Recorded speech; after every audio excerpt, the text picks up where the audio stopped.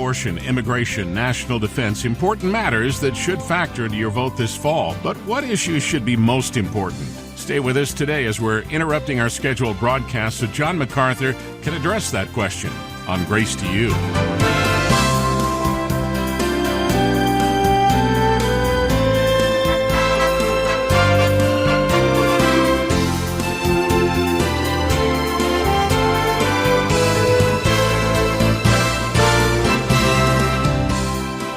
Whether you live in the United States and you're trying to decide whom to vote for in November, or you're simply observing all the unrest in the world today, including the threat of terrorism, the rise and fall of financial markets, the strain of political unrest, it's clear that elections and government leaders have a major impact on just about every aspect of life. So with that in mind, how do you know what kind of candidate to support?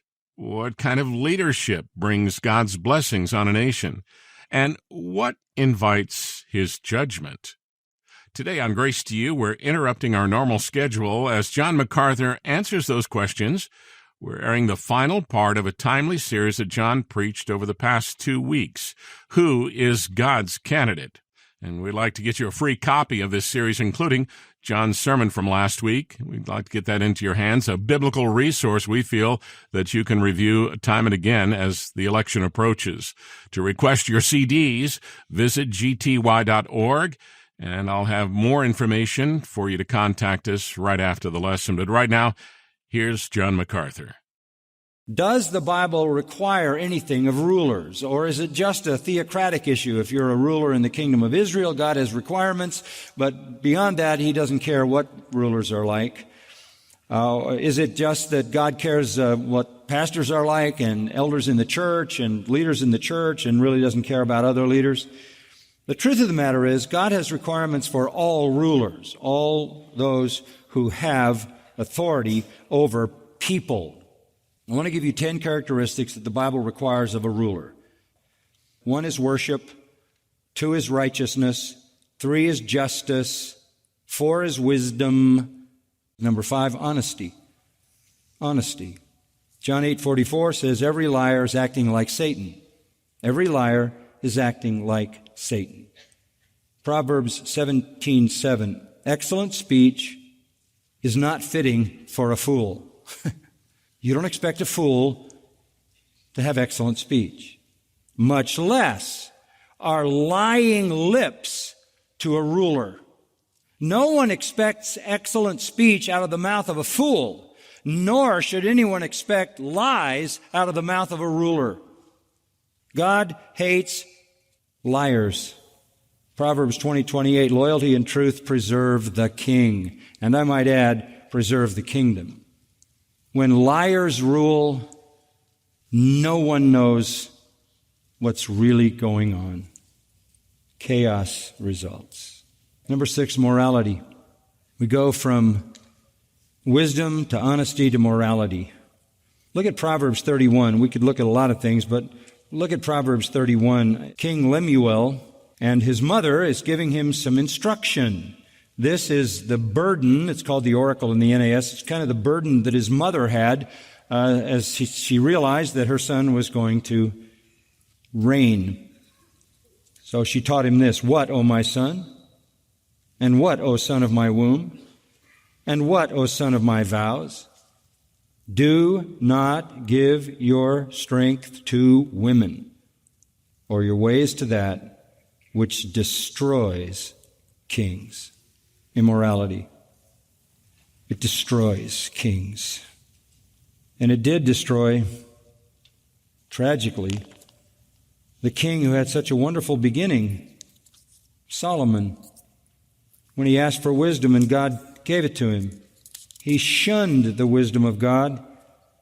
And in 1 Kings 11 it says, King Solomon loved many foreign women, along with the daughter of Pharaoh, Moabite, Ammonite, Edomite, Sidonian, Hittite. He didn't care what society they came from.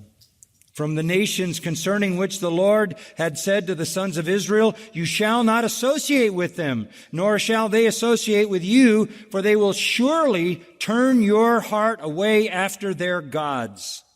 Solomon held fast to these in love. In a kind of erotic love, Solomon was attracted to them. So, this is just beyond imagination. He had 700 wives, princesses, 300 concubines, women for sexual partnership. And his wives turned his heart away. For when Solomon was old, his wives turned his heart away after other gods.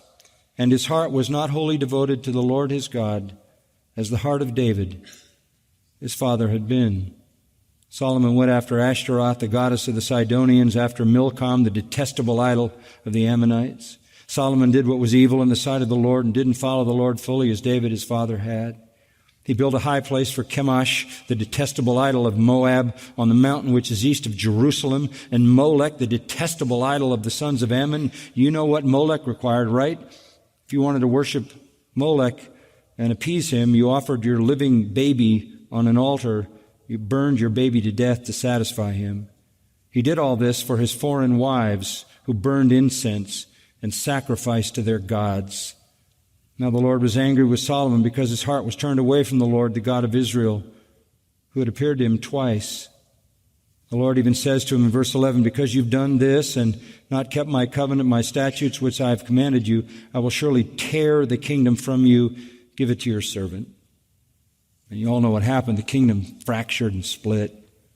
So back to Proverbs 31, a wise mother says, because you're the king, you're going to have all kinds of women coming around you, all kinds of women who will be offered to you as a part of an alliance with another neighboring nation. It'll all seem so political, but it wasn't politics that drew this man in. It was the love of the women that drew him in. That is crystal clear. The mother of Lemuel says, do not give your strength to women. Earlier in the book of Proverbs, we know exactly what that means. Don't have sexual relationships with multiple women. This is destroying kings. It's not for kings, O Lemuel. It is not even for kings to drink wine or for rulers to desire strong drink. Don't be immoral. Don't be overindulgent. Don't be drunk. If you have strong drink, give it to somebody who's dying as a sedative. Give it to somebody, wine to somebody whose life is bitter. Let him drink and forget his poverty and remember his trouble no more. But open your mouth for the mute, for the rights of all the unfortunate.